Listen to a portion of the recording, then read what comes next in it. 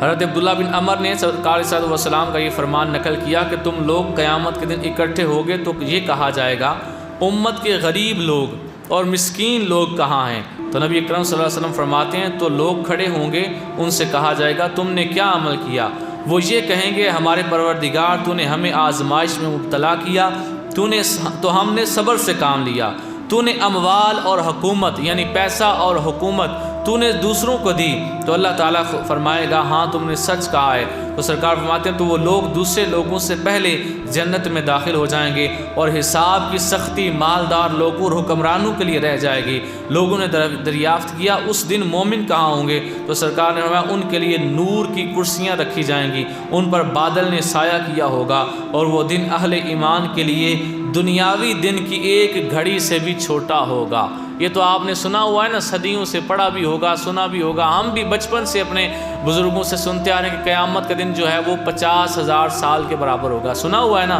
لیکن وہ بات ٹھیک ہے 50,000 سال کے برابر ہوگا، لیکن جو سچا مسلمان ہے، جو سچا مومن ہے، اس کے لیے فرمایا گیا یہ جو دنیا کا دن ہے اس کی ایک گھڑی سے بھی چھوٹا دن ہوگا۔ جو اللہ کا نیک بندہ ہے اسے پتہ ہی نہیں چلے گا دن گزر جائے گا۔ جو نیک بندے ہیں ان کے لیے اتنا پروٹوکول۔ اور پھر اس حدیث میں چونکہ یہ بات بیان کی گئی کہ غریب لوگ اور مسکین لوگ پہلے جنت میں چلے جائیں گے، تو یاد رکھیں جنت میں جانے کے لحاظ سے جو غرباء ہیں ان کی بڑی فضیلت ہے۔ سرکار کا فرمان ہے، آپ علیہ السلام فرمایا قیامت کے دن انبیاء میں سے سب سے آخر میں سلیمان علیہ السلام جنت میں جائیں گے، میرے صحابہ میں سے سب سے آخر میں عبد الرحمن ابن عوف رضی اللہ تعالیٰ عنہ جنت میں جائیں گے۔ پوچھا کہ یا رسول اللہ ایسا کیوں ہوگا؟ فرمایا یہ ابھی اپنے مال کا حساب دے رہے ہوں گے، دنیا جنت میں جا چکی ہوگی، یہ ابھی حساب۔ اور ایک اور حدیث پاک میں سرکار نے دعا مانگ رہے تھے، یا اللہ مجھے غربت میں ہی زندہ رکھ اور غربت کی حالت میں ہی دنیا سے لے جا۔ تو شاید ام المومنین سیدہ عائشہ صدیقہ رضی اللہ تعالیٰ عنہ نے عرض کیا یا رسول اللہ آپ کے لیے اللہ نے سب کچھ بنایا ہے، تو آپ مالدار ہونے کی دعا کیوں نہیں کرتے، آپ غربت کی دعا کیوں کرتے ہیں؟ آپ نے فرمایا اس لیے کہ قیامت کے دن غریب لوگ امیروں سے 40,000 سال پہلے جنت میں چلے جائیں گے، یعنی ابھی امیر یہاں پہ حساب دے رہے ہوں گے اور غریب جو ہے وہ جنت میں جا چکا ہوگا۔ اب اس سے ریلیٹڈ ایک چھوٹی سی حکایت میرے ذہن میں آ گئی ہے، توجہ کے ساتھ ذرا وہ بھی سن لیں، ذرا بات کو سمجھنے میں آسانی ہو جائے گی۔ ایک اسکول ٹیچر تھے، تو ان کی کلاس میں جو ہے نا وہ ایک یتیم بچہ تھا، تو بڑے ہی غریب تھا، یتیم تھا، تو اکثر وہ نا دیکھتے کہ اس کا ذہن کڑتا ہے کہ اس کے پاس پیسے نہیں، تو وہ اس کی اصلاح کرنا چاہتے تھے۔ انہوں نے کیا کیا کہ ہفتے کا دن تھا، انہوں نے سارے طلباء کو 50 روپے دیے اور اس کو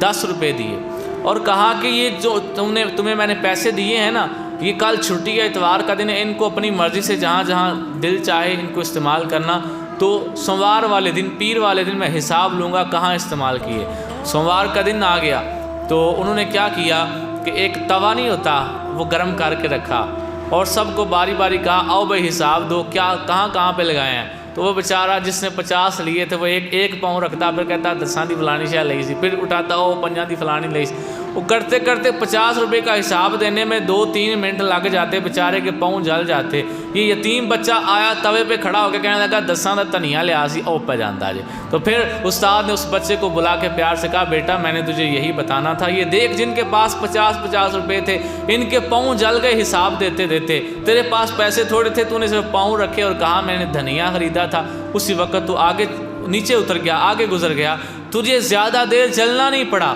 تو اسی طرح جو غریب ہوگا قیامت کے دن جب اللہ اس سے حساب مانگے گا تو غریب کے لیے بڑی آسانی ہوگی، تو اس کے پاس تھوڑا سا ہی تو مال ہوگا اور وہ بتائے گا کہ میں نے یہاں استعمال کیا اور وہ چلا جائے گا۔ جبکہ امیر بندہ جس کو اللہ نے مال و دولت زیادہ دیا اس کو زیادہ دیر تک وہاں گرمی میں کھڑے ہو کر حساب دینا پڑے گا، اور محشر کی گرمی بڑی سخت ہوگی۔ تو یہ اس لحاظ سے خاص طور پر یہ فرمایا گیا کہ غریب لوگ جو ہیں وہ جنت میں دوسرے لوگوں کی نسبت پہلے چلے جائیں گے۔ جنت کے لحاظ سے ایک اور حدیث پاک یہ غرباء کے لحاظ سے بات میرے ذہن میں آ گئی ہے کہ امام غزالی رحمۃ اللہ علیہ آپ فرماتے ہیں کہ قیامت کے دن اللہ تعالیٰ جو لوگ غریب ہیں دنیا میں، جن کو اللہ تعالیٰ نے غریب رکھا، ان کو قیامت کے دن ان کی شان کو اجاگر کرنے کے لیے دوسرے لوگوں کے سامنے بلا کر کہے گا کہ میں تم سے معذرت کرتا ہوں کہ میں نے تمہیں کم مال دیا، تھوڑے پیسے دیے، لیکن اس کا بدلہ یہ دے رہا ہوں کہ تمہیں اب جتنی جگہ تمہارا دل کرتا ہے وہ جنت میں لو، وہ جگہ تمہاری بن جائے گی۔ یہاں پر جو لفظ بولا گیا کہ اللہ معذرت کرے گا، اس کا مطلب یہ نہیں کہ جس طرح ہم کسی سے معافی مانگتے ہیں مجبور ہو کر، یہ ویسی معافی نہیں، یہ رب کی رحمت ہے۔ جس طرح ایک پیر اپنے مرید کے پاس جائے اور اسے کہے کہ کوئی غلطی کوتاہی ہوئی تو معاف کر دے، بھلا وہ پیر ہے اور وہ مرید ہے، اس سے کون سی ایسی غلطی کوتاہی ہوگی جو اس نے معاف کرنی ہے؟ لیکن یہ کیا ہے؟ یہ اس کے پیر کا اعلیٰ ظرف ہونا ہے کہ وہ ایسا عظیم ہے جو اپنے مرید سے بھی معافی مانگ رہا ہے۔ یہاں تو لوگ مریدوں کو پاؤں کے برابر سمجھتے ہیں، انہیں کبھی ساتھ نہیں بیٹھنے دیتے، تو وہ ایسا اعلیٰ ظرف پیر ہے جو اپنے مرید سے کہہ رہا ہے کہ مجھے معافی دے دو اگر مجھ سے کوئی غلطی ہو گئی، تو اس میں اس کی اعلیٰ ظرفی کو بتایا گیا۔ تو اسی طرح سے ہے کہ سرکار صلی اللہ علیہ وسلم فرمایا اللہ قیامت کے دن کہے گا اے غربا، میں تم سے معذرت کرتا ہوں کہ میں نے تمہیں دنیا میں تھوڑے پیسے دیے، میں چاہتا تو دوسرے لوگوں کی طرف تمہیں بھی زیادہ دے سکتا تھا، لیکن میں نے تمہیں دنیا میں تھوڑا دیا، اب اس طرح کرو جنت میں جتنی جگہ تمہارا دل کرتا ہے۔ پنجابی میں کہوں تو اللہ فرمائے گا جنہ دل کرتا جے ٹرو تے وڑ لو انہی جگہ تہاڈی ہوے دی۔ یہ غرباء کا خاص طور پر اللہ تعالیٰ کے دربار میں مقام ہے۔ اب وقت چونکہ قریب آ گیا تو ابھی حدیثیں تو کافی تھی، لیکن اب میں جو ان میں سے زیادہ ضروری سمجھتا ہوں میں وہ بیان کر کے اپنی گفتگو کو اختتام کی طرف لاتا ہوں۔ سرکار صلی اللہ علیہ وسلم نے فرمایا،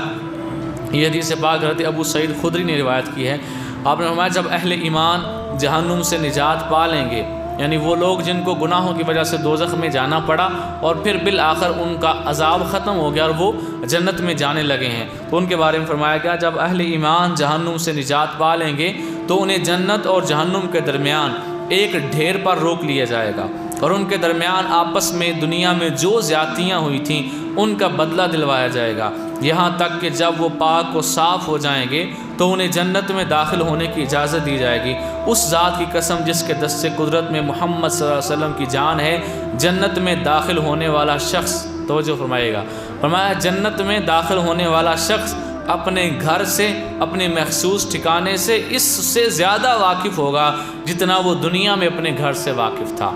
یعنی اللہ نے بتایا ہے نا فلاں بندے کو کہ تو جنتی ہے، اسے نہیں بتایا کہ فلاں نمبر کا گھر تیرا ہے، وہاں نمبر تو نہیں، ایک مثالی طور پر آپ کو بتایا ہے کہ فلاں جگہ پہ جو گھر ہے وہ تیرا ہے، اس نے دیکھا نہیں ہوا، لیکن فرمایا جس طرح اسے دنیا میں اپنے گھر کا علم ہوتا ہے نا کہ میرا گھر یہاں ہے، اس سے زیادہ اسے پتہ ہوگا کہ میرا گھر کس سائڈ پہ ہے، وہ ادھر خود ہی چلا جائے گا۔ یہ بھی جنتیوں کی ایک اعلیٰ شان ہوگی جو اللہ تعالیٰ انہیں عطا فرمائے گا۔ اگلی حدیث